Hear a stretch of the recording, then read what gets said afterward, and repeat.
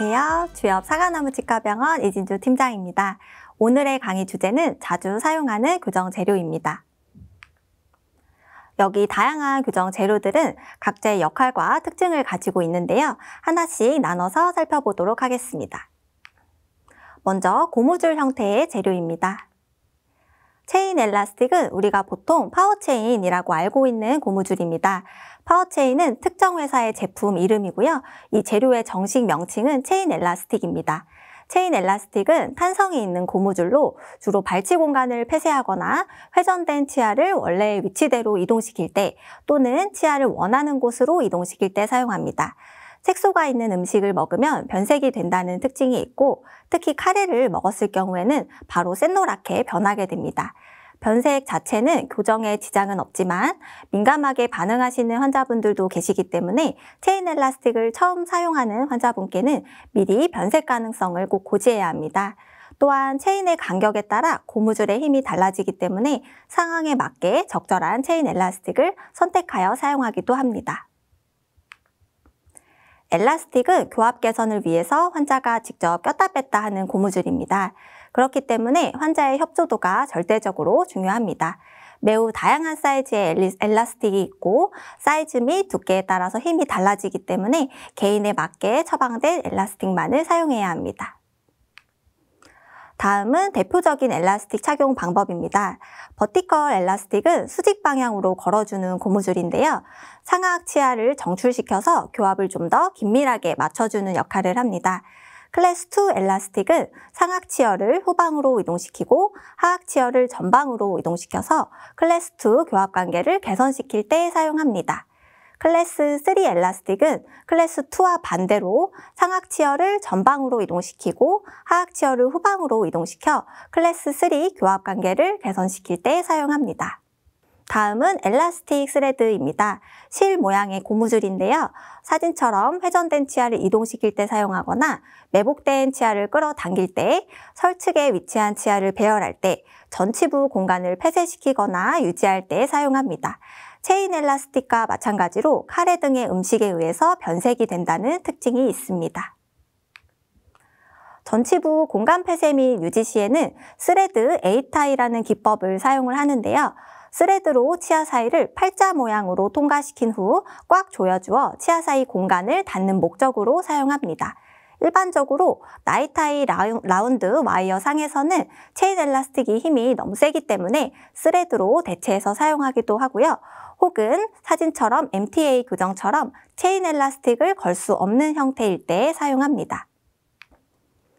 세퍼레이팅 링은 밴드를 장착하기 전에 치아 사이에 틈을 벌어지게 하는 고무링입니다. 보통 링을 껴놓고 4일에서 7일 정도 지나면 틈이 벌어지게 됩니다. 오링은 브라켓과 와이어를 결찰하기 위한 고무링입니다. 세퍼레이팅 링보다는 사이즈가 더 작고 해외에서는 이렇게 화려한 색상의 오링을 흔하게 사용하지만 우리나라는 보통 티가 잘 나지 않는 투명 색상을 주로 사용합니다. 투명 색상 같은 경우도 음식에 의해서 착색이 됩니다. 다음은 철사 형태의 재료입니다. 리게이처 와이어는 직경이 굉장히 가는 연화된 SS 와이어입니다. 브라켓과 와이어를 결찰할 때 사용하고 보통 오링보다는 리게이처 와이어가 주로 사용이 됩니다. 모양을 따로 잡아줘야 하는 롤 형태가 있고요. 바로 사용할 수 있도록 이렇게 모양이 갖춰져서 나오는 레디메이드 제품도 있습니다. 롱리게이처는 길이가 긴 리게이처 와이어를 말하는데요. 주로 피규어 A타이를 할 때 사용을 합니다. 피규어 A타이는 리게이처 와이어로 브라켓 사이를 팔자 모양으로 엮어서 전체적으로 잡아주어 현재 상태를 유지하는 목적으로 사용합니다. 스레드 A타이와의 차이점은 스레드는 고무줄이기 때문에 탄성이 있어서 치아의 틈을 모아주고 닫아줄 수 있지만 리게이처는 철사이기 때문에 치아를 움직이지 않게만 잡아주는 역할을 해줍니다. 고바야시 6은 직경 0.012, 0.014인치인 고리 형태의 SS 와이어입니다. 얼핏 보면 롱 리게이처와 비슷하게 생겼지만 그 두께가 좀 더 두껍고 끝부분에 고리가 달려있다는 차이점이 있습니다. 환자가 직접 꼈다 뺐다 하는 고무줄을 걸기 위해서는 브라켓의 훅이 필요한데요. 이 브라켓 훅이 손상이 되었거나 혹은 없는 경우에는 이 고바야시 훅을 브라켓에 결착해서 고리를 인위적으로 만들어줍니다. 오픈 코일 스프링은 말 그대로 공간을 오픈시키는, 공간을 벌려주는 코일 형태의 스프링입니다. 줄여서 OCS라고 부릅니다. 늘어날 때의 힘을 교정력으로 사용하여 공간을 넓힐 때 사용하고요. 주로 크라우딩으로 인해 배열 공간이 부족할 때 OCS를 넣어서 공간을 만들어줍니다. 클로즈드 코일 스프링, CCS는 OCS와 반대로 수축하는 힘을 이용하여 공간을 폐쇄시킬 때 사용합니다. 하지만 공간을 폐쇄시키는 역할은 체인 엘라스틱을 사용했을 때가 훨씬 더 간편하기 때문에 요즘에는 이 목적으로 사용되는 경우는 많지 않고요. 대신 보철 등을 위한 일정한 공간을 유지하는 역할로 많이 사용되고 있습니다. CCS는 코일 간격이 굉장히 촘촘하기 때문에 이렇게 유지해야 되는 공간에 딱 맞춰서 넣어주면 이 공간이 줄어들거나 늘어나지 않고 그대로 유지가 됩니다. 혹은 공간을 일정한 길이만큼 줄일 때에도 CCS를 짧게 넣어주어서 조절할 수도 있습니다. 다음은 그 외 교정 재료에 대해서 알아보겠습니다. 슬리빙은 보통 튜브로 더 많이 불리는데요. 구치부에 붙이는 교정장치인 튜브와는 이름은 같지만 상이한 재료입니다. 주로 가느다란 철사일 때, 발치를 했을 때처럼 철사만 단독으로 지나가는 공간이 넓을 경우에는 점막이 헐기도 하고 철사가 눌려서 쉽게 빠지기도 합니다. 이때 이 튜브를 넣어주면 점막이 보호가 되고 철사가 덜 눌리게 됩니다. 하지만 튜브를 너무 딱 맞게 넣게 되면 교정에 방해가 될 수 있기 때문에 약간 짧게 넣어주어야 합니다. 튜브도 고무줄 재료들과 마찬가지로 카레 등의 음식에 의해 변색이 된다는 특징이 있습니다.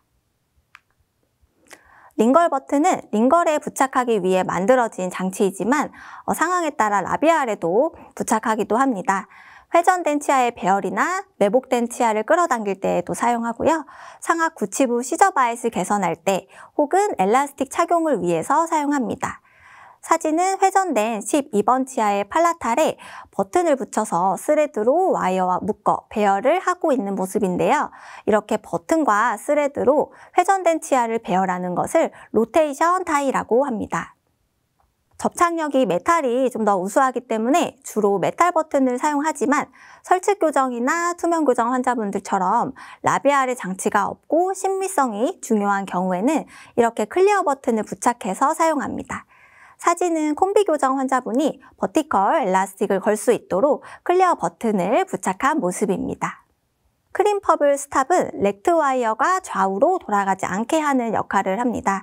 렉트 와이어가 들어갈 때쯤에는 치아가 가지런해진 상태이기 때문에 이때는 편측 저작 등을 하게 되면 와이어가 한쪽으로 돌아갈 수 있습니다. 이때 이렇게 스탑을 양쪽 브라켓 측면에 딱 맞게 고정시켜주면 철사가 돌아가는 것을 방지할 수 있습니다. 크림퍼블 훅은 고무줄을 걸기 위해 SS 와이어에 고정하는 고리입니다. 이렇게 훅 플라이어를 이용해서 훅을 와이어에 고정시켜 줄 수 있습니다. 밴드는 치아에 씌우는 얇은 반지 형태의 스테인리스 스틸 판인데요.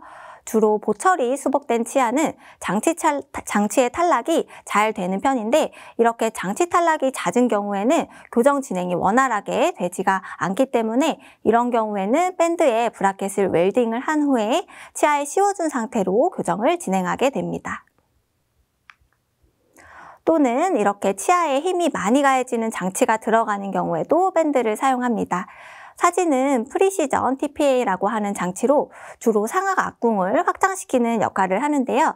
밴드를 이용하지 않으면 치면에 붙은 장치가 힘을 견디지 못하고 단기간에 탈락할 가능성이 매우 높습니다. 그렇기 때문에 이렇게 치아에 힘이 많이 가해지는 장치가 들어가는 경우에는 처음부터 밴드 타입으로 장치를 제작하게 됩니다. 스트립은 치간 삭제를 위한 재료입니다. 주로 치아 배열 공간을 확보하거나 전치부의 뻗은 각도를 개선할 때 혹은 블랙 트라이앵글을 해소하기 위해서 사용합니다. 직접 손으로 사용하는 핸드 스트립 형태가 있고 엔진에 연결해서 쓰는 엔진 스트립 형태가 있습니다. 마지막으로 스크류는 많은 환자분들을 공포에 떨게 하는 교정 재료인데요. 사실 교정 진행에 있어 때로는 필수적이라고 할 만큼 굉장히 효과적이고 교정의 완성도를 높여줄 수 있는 재료입니다. 스크류는 잇몸 뼈에 식립하여 치아를 이동시킬 때 절대적인 고정원으로 작용을 합니다. 우리가 치아를 움직일 때는 작용, 반작용의 법칙이 일어나는데요. 쉽게 말하면 원하는 치아만 움직이게 하고 싶은데 그 힘에 반응해서 다른 치아에 원치 않는 이동도 일어날 수 있다는 뜻입니다. 이때 잇몸 뼈에 스크류를 심어서 절대적인 고정원으로 만들어주면 원하는 치아만 효과적이고 빠르게 이동시킬 수 있습니다. 다양한 모양과 직경, 길이가 있어서 보통 식립 부위에 따라서 선택적으로 사용합니다. 스크류를 식립하는 방법은 핸들 드라이버를 이용하는 방법과 머신을 이용하는 방법이 있습니다. 핸들 드라이버는 보통 버컬에 식립할 때 이용하고 팔라탈 부위는 주로 머신을 이용해서 식립합니다. 그렇다면 이 스크류는 어떤 경우에 필요할까요? 스크류를 식립하는 대표적인 경우에 대해 알아보겠습니다. 먼저 전체 치열을 후방으로 이동시킬 때입니다. 사진처럼 심한 클래스 3 케이스에서는 하악 치열을 전체적으로 후방으로 이동시켜 주어야 합니다. 이때 하악 구치부에 스크류를 심어서 당겨주면 하악 치열이 뒤로 이동하면서 반대교합이 개선이 됩니다. 치료 전후의 엑스레이입니다. 반대교합이 완전히 개선된 것을 볼 수가 있는데요. 스크류를 이용하지 않고서는 비수술로 이런 드라마틱한 치료 결과는 기대할 수 없습니다. 또한 돌출 케이스에서도 입이 최대한 많이 들어가게 할 경우에는 스크류를 적극적으로 이용하고 있습니다.